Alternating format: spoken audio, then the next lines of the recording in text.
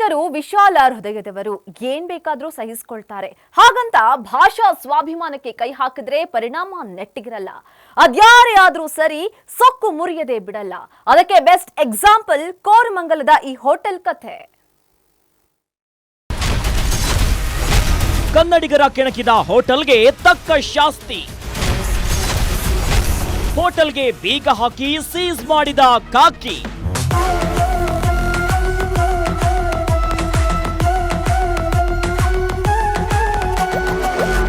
Display ಬೋರ್ಡ್ನಲ್ಲಿ ಕನ್ನಡಿಗರ ಬಗ್ಗೆ ಅವಹೇಳನಕಾರಿ ಪದವನ್ನ ಬಳಸಿ ಪ್ರದರ್ಶನ ಮಾಡಿದ್ದ ಹೋಟೆಲ್ಗೆ ಪೊಲೀಸರು ತಕ್ಕ ಪಾಠವನ್ನ ಕಲಿಸಿದ್ದಾರೆ.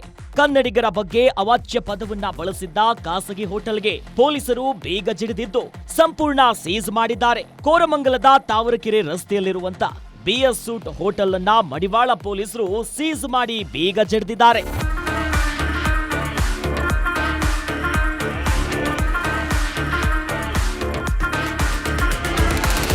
ನಿನ್ನೆ ಹೋಟೆಲ್ಗೆ ತೆರಳಿದ್ದ ಪೊಲೀಸರು ಮಹಜರು ನಡೆಸಿದ್ರು.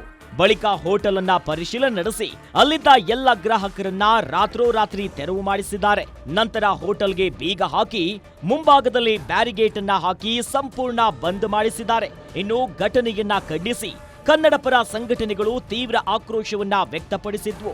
ಕನ್ನಡಿಗರ ಭಾವನೆಗಳಿಗೆ ಧಕ್ಕೆ, ಸಮಾಜದಲ್ಲಿ ಅಶಾಂತಿಯ ಮೂಡಿಸುವ ಪ್ರಯತ್ನದ ಆರೋಪದ ಮೇಲೆ ಮಡಿವಾಳ ಠಾಣೆಯಲ್ಲಿ ಸುಮೋಟೋ ಕೇಸನ್ನ ದಾಖಲು ಮಾಡಿಕೊಳ್ಳಲಾಗಿತ್ತು.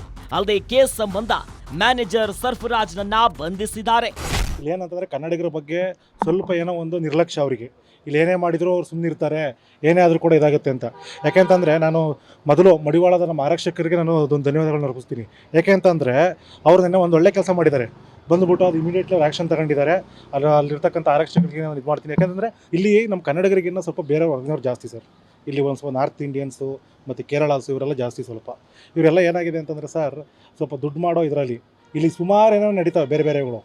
ಸ್ವಲ್ಪ ಅವರ ನಮ್ಮ ಪೊಲೀಸ್ನವರು ಸ್ವಲ್ಪ ಗಮನದರ್ಶಿಯಲ್ಲಿ ಗೊತ್ತಾಗುತ್ತಿಲ್ಲ ಏನೇನು ನಡೀತವೆ ಅಂತ. ಸದ್ಯ ಹೋಟೆಲ್ನಲ್ಲಿ ಅಳವಡಿಸಿದ್ದ ಡಿಸ್ಪ್ಲೇ ಬೋರ್ಡ್ ಅನ್ನ ಪೊಲೀಸರು ವಶಪಡಿಸಿಕೊಂಡಿದ್ದಾರೆ. ಉದ್ದೇಶಪೂರ್ವಕವಾಗಿ ಕನ್ನಡಿಗರಿಗೆ ಅಪಮಾನ ಮಾಡಿರುವ ಕೆಲಸ ಮಾಡಿದ್ದಾರಾ ಅಥವಾ ತಾಂತ್ರಿಕ ಸಮಸ್ಯೆಯಿಂದ ಆಗಿದೆಯಾ ಅನ್ನೋದರ ಖಾತರಿಗೆ ಪೊಲೀಸರು ತನಿಖೆಯನ್ನ ಮಾಡ್ತಿದ್ದಾರೆ. ಈಗಾಗಲೇ ಹೋಟೆಲ್ನ 5 ಸಿಬ್ಬಂದಿಯನ್ನ ವಶಕ್ಕೆ ಪಡೆದು ಮಡಿವಾಳ ಪೊಲೀಸರು ವಿಚಾರಣೆ ಮಾಡ್ತಿದ್ದಾರೆ. ಅದೇನೇ ಇರಲಿ, ಕನ್ನಡ ನೆಲದಲ್ಲಿ ಹೋಟೆಲ್ ತೆರೆದು ಕನ್ನಡಿಗರ ಬಗ್ಗೆನೇ ಅವಹೇಳನ ಮಾಡಿದ್ದ ಹೋಟೆಲ್ಗೆ ಕಾಕಿ ಪಡೆ ತಕ್ಕ ಶಾಸ್ತಿನೇ ಮಾಡಿದೆ. Netravati Doddamani, crime bureau, guarantee news.